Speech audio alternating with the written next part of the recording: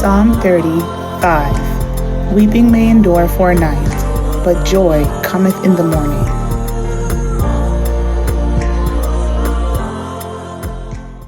Hello everyone and welcome back. So today is story time. Story time, okay? And so buckle up, get ready, get cozy. As you can see, I'm very much cozy. And so buckle up for the ride, okay? So this particular video, of course, it's in my fertility series, and today I wanted to share this specific topic and talk to you guys about this because it's dear to my heart, and that is, as women, we need to be advocates for ourselves. Advocates for ourselves because our unborn child is depending on us, and our family is also depending on us as well. So I'm going to be talking to you guys about the birth of my second child and the things that happened, and I just want to give you guys a story time. The story time is not necessarily just to let you guys know, okay, I had a baby and this is what happened. No, it's to show you that yes, you can have a VBAC, you can have a child, you can deliver naturally after having a C-section, and you have to be your number one advocator.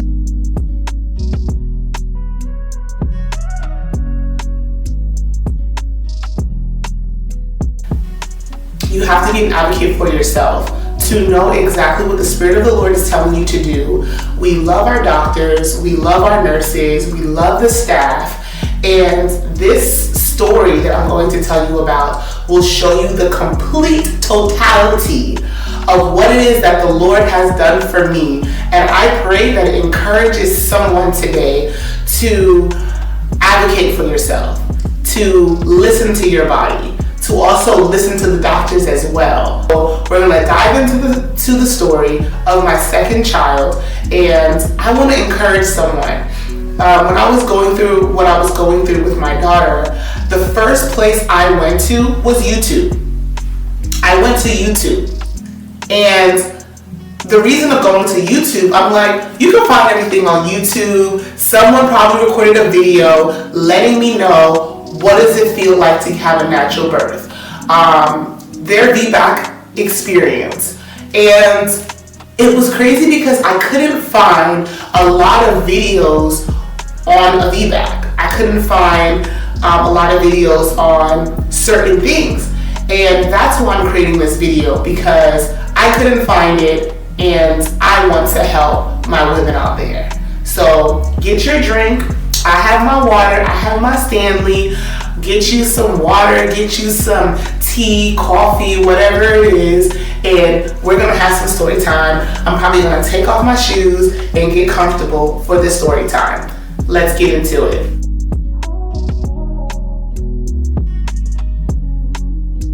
Okay, so my second daughter literally came as a surprise. My first daughter was 6 months and I found out I was pregnant.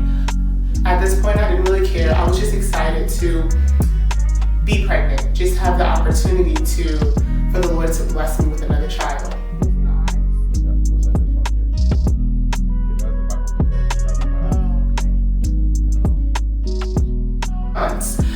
And so I'm like, okay, God, whatever you want to do it. At this point, I honestly don't care if it's a boy or if it's a girl. At this point, I'm just excited that I finally get to have children. And so, of course, I would love a boy. I have a girl already, but it is what it is. I honestly really didn't care. And so I went to the doctor, found that I was having a girl, and at this point, reality set in, like, wow, okay, you're having a girl, so this is perfect. Fast forwarding, I was researching on VBACs, just basically, okay, can I still have a natural birth? This is something that I've always wanted to do. I've always wanted to experience having a natural birth. I know that my first child, I had a C-section, and so I'm like, okay, my next child, there is hope. I can still have a natural birth. Some doctors, they don't like to do it. There is a risk. Of course, with childbearing, there's risk regardless. And so I asked my doctor, and he didn't mind to do it. As long as everything and my health was okay, he was okay with doing it. So with my particular doctor, how my appointments went was I was going to him for checkups once a month. And I was also going to a high-risk doctor as well because of my age. I believe the high-risk doctor would just check the weight, the height, do a physical scan of the anatomy every time I would go to the office. And so at this particular time, I'm gonna fast forward it to like when I was maybe around 20 something weeks, I went to the high-risk doctor. The NP that was there, she basically told me that my blood pressure was a little bit elevated. I am well in my third trimester, and at this particular time, you know, you're walking up steps, you're going in the elevator, you're doing certain things to get to the actual appointment and making it on time. And so I get to the appointment, they do my blood pressure and everything. They tell me that my blood pressure is slightly elevated and there was a little bit of protein in my urine. Those are all factors of preeclampsia. And so she's like, okay, every time you've come every month, your blood pressure has been fine, it's been stable. So we're just gonna continue to check you as you come and just make sure everything is fine. And so I'm like, okay. They basically wanted me to do like a 24-hour, to collect my urine for 24 hours in this container, just to basically see my protein levels in my urine. It was crazy, okay? Because when I went there and I finally got the container, I was at church and no one knew. So here I am going to the bathroom, you know, using the bathroom, putting my urine in a bottle to be able to put it in this container. And mind you, the container has to be refrigerated. So I'm over here putting the urine in the refrigerator, covering it up and sealing it in a bag. It was doing a lot, but I was okay doing it because I'm like, okay, doctors know best. Regardless of what I believe, regardless of what I'm believing God for and what I know, I'm still gonna go ahead and do the necessary steps to make sure that everything is okay. And so I went ahead, did the urine sample, and when I did the urine sample and I got the results back, the urine sample, the numbers were almost, I guess, to that threshold. And so they were saying that I had preeclampsia. And so every time I would go, I would tell them, I don't have preeclampsia, I don't have preeclampsia, because I had only went one time and my blood pressure was not high. It was just slightly elevated. And so she's like, okay, we're gonna test you, we're gonna do your blood pressure the next time you come in. If your blood pressure is high the next time you come in, then we're gonna diagnose you with preeclampsia.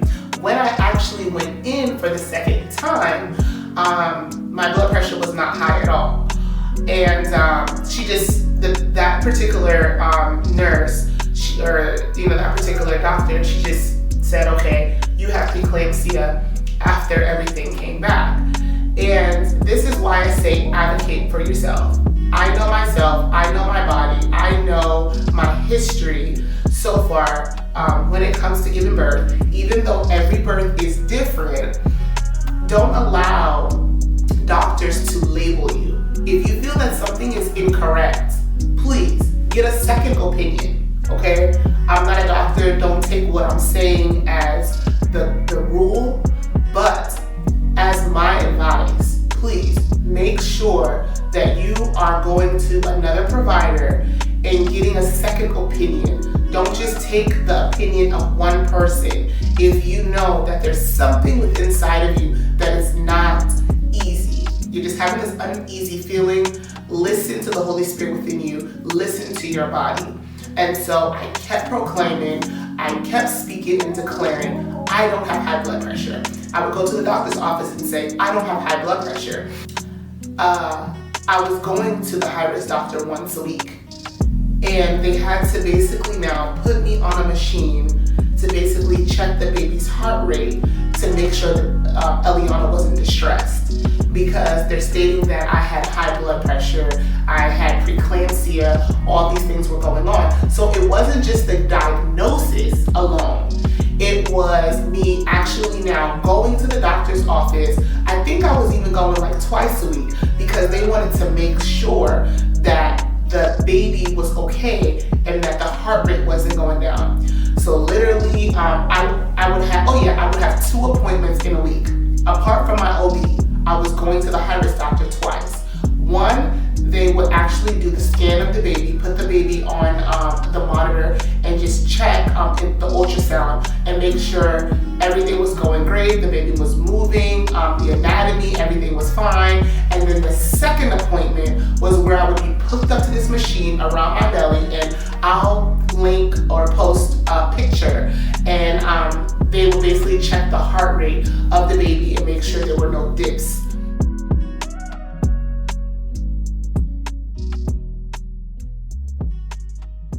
The next time I went to the doctor's office, mind you, this is the high-risk doctor, there was another nurse that came in, and I absolutely love this lady. I mean, every time I would come into the office, she would basically tell me how she was a midwife, and she just loved what she does. And you can tell when someone loves their job. You can tell when this is just not another paycheck. And she loves what she does. And she came to me and she's like, I just want to let you know that I apologize. We misdiagnosed you and you don't have preeclampsia. Misdiagnosed.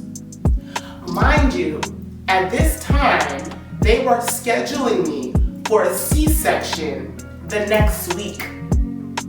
And I told them, don't put that C-section on the schedule because I don't have preeclampsia.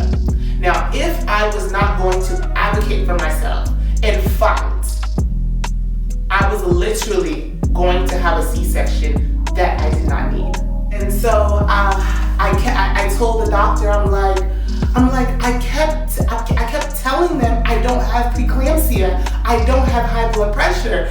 And she was like, yes, I know. And I'm like, okay, so what happens if I come in and my blood pressure is high, it's slightly elevated?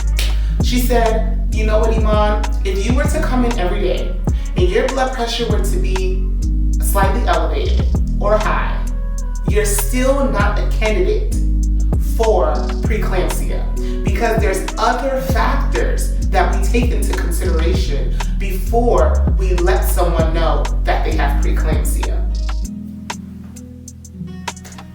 Misdiagnosed. And so if you let them tell you, this is what you have, you need to take the baby out. They're just doing their job. But sometimes some of these doctors, they go with the very first results. They don't retest. And so you go in, they tell you something out of safety and yes, precaution. And then before you know it, you're doing something that you don't have to do. And if I was not going to fight, I was going to have my baby at 37 weeks, because yes, preeclampsia is very serious. Now, you must know that I must be crazy.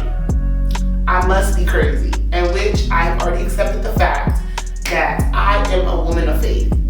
So at this particular time, the doctors was not going to tell me that I had a condition when I know in fact that I did not. Yes, there are situations where the doctor will tell you something, the doctor is correct, and yes, you're praying and believing and trusting in God for divine healing, and also to bless the hands of the doctor for, God to use them to help you. But in this particular case, I knew that this was not the case. So this particular nurse, she was amazing. I mean, every time I ended up going to the high-risk doctor, We would talk. We would just sit there. She would ask me like how my pregnancy was going. I would tell her about Essence. I would just tell her, what I was doing at home. Like, she would just talk to me about her life. Like, we would literally just be in the office just chatting, just literally having conversations, and she was amazing. I just love her spirit so much. And so it was, I believe I was about 38 weeks at this point. I went, at this particular time now, I was going to my OB once a week, and I was going to the high-risk doctor once a week. So you're talking about 2 appointments every week, being 38 weeks, 37 weeks at this point. And so I told her, I'm 38 weeks, I had no contractions, and at this time, my doctor's like, my OB's telling me, well, you haven't been through that process, but your body will naturally go through it, and we can give you up to 41, 42 weeks, I think he said, until your body naturally goes into labor. If not now, there'll be a chance for a C-section. I'm like, the devil is a liar. The devil is a liar, okay? At this time, I'm working full-time. I work from home full-time. Even now, I work from home full-time, but at the time, I was working home full-time, and I also had my daughter. So because of that, I had to schedule my appointments around my work day. So I would literally go to this office very, very early. You're talking 7 o'clock in the morning, 8 o'clock in the morning. And like before my shift actually started. So they have this monitor on me, and they expect the baby to be jumping. Mind you, this girl has been jumping all night, and I've been feeling her while I'm trying to sleep. Now, it's 7 o'clock in the morning.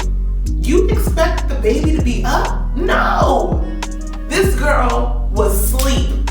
I know she was knocked in the belly, okay? Because now, I finally get to the office, they put something on my belly, and they're like, her heart rate's down. Oh, she's not moving it as much. Did you eat something? Of course I haven't eaten anything. It's 7 o'clock in the morning. I haven't even drank water. She's been up, twisting, turning, doing flips and dips all in my belly. And so now it's 7 o'clock in the morning, and she's like relaxing. She's chilling, And so like literally I would have to be in the office. They'll have to give me juice. They'll have to give me crackers just to get the baby moving. Oh my gosh, you should have saw me in that office. I would be praying like, I would be moving her. I'll try to move her around. I'll be praying in the office like, God, let this baby move. Because basically what happens is if they think that the baby heart rate is going down, they're not going to take you to the hospital, and you're going to give birth. And if they have any, if they feel like something is off, you're gonna give birth. They're gonna take that baby out.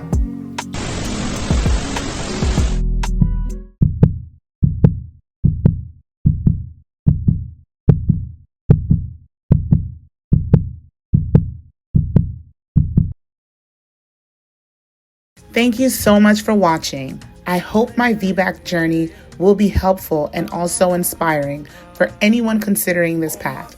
Remember, every pregnancy and birth is unique, and it's so important to trust your body and your healthcare team. Part 2 will be out shortly, where I'll dive deeper into what happened with the misdiagnosis and everything that followed. Stay tuned for more details and insight. Don't forget to like, comment, and subscribe for more updates. And feel free to share your own experiences or questions down below. Wishing you all the best on your own birth journey. Oh my God, what if